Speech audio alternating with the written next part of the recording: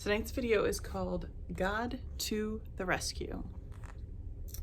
Joseph and his brothers grew old and died, but their children's children stayed on in Egypt, where they became a very large family.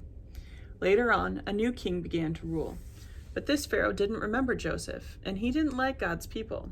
He made them into his slaves and beat them and made them work harder and harder. God's people cried out to God to rescue them, and God heard them. He remembered his promise to Abraham. He would look after his people. He would find a way to set them free.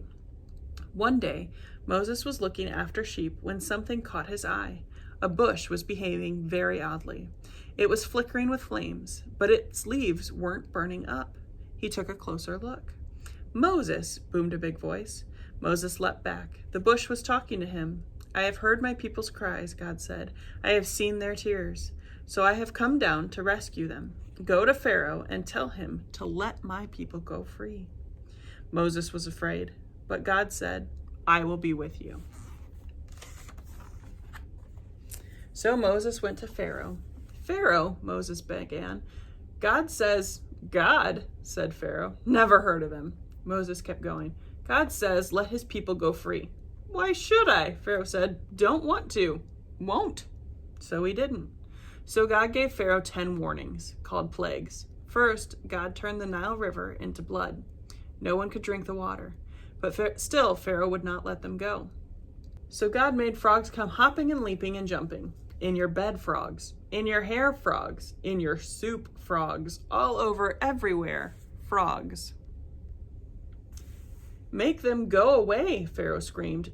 "Then your people can go." So God took the frogs away. But Pharaoh changed his mind. "You can't go," he said. Then God sent zillions of gnats. But still Pharaoh said no. So then God sent swarms of flies. "Flies buzzing in your eyes, flies." And after that, sickness and horrible boils and huge hailstones and a storm of locusts, and then darkness when it should have been day, until it seemed that the whole world, creation and everything, was coming undone, falling back into darkness and emptiness and nothing. But each time Pharaoh said, "Make it stop, and then I'll let them go." And each time when God made it stop, Pharaoh changed his mind and said, "Actually, no, you can't go." Finally, Moses warned Pharaoh, "Obey God, or he will send the worst thing of all." Pharaoh just laughed. So God said, "The oldest boy in each family of Egypt must die, but my people will be safe." God told his people to take their best lamb, to kill it and put some of its blood on their front doors. "When God passes over your house," Moses explained, "God will see the blood and know that the lamb has died instead of you." That night, it was just as God had said. Suddenly, piercing the darkness, echoing down the corridors of the palace, came a blood-curdling scream. Pharaoh's oldest son had died. At last, Pharaoh did just what God said. "Get out," Pharaoh shouted. "Just go."